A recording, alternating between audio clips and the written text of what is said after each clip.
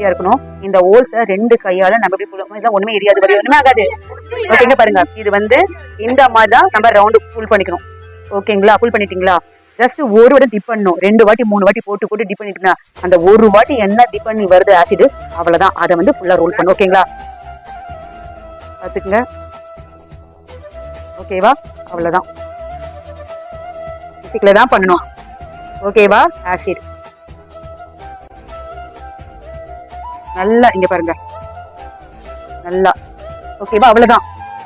திறந்து பாக்குறது, திரும்ப ஒட்டி இருக்காதுன்னு பாக்குறது, திரும்ப வந்து ஒட்டல திரும்ப ஒட்டி விட்டு திரும்ப உள்ள விடுறது. அந்த ஒரு வாட்டி டிப் பண்ணும் போது அதுல எல்லாம் வந்துச்சு, அவ்வளவுதான். அதோட முடிச்சு போச்சு. ஓகேவா? நல்லா டைட்டா பிடிச்சி அந்த 2 ஹோல்ஸ் நம்ம டைட்டா பிடிச்சிருக்கோம்.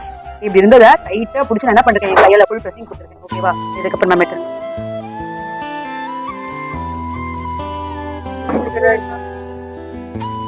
பாருங்க.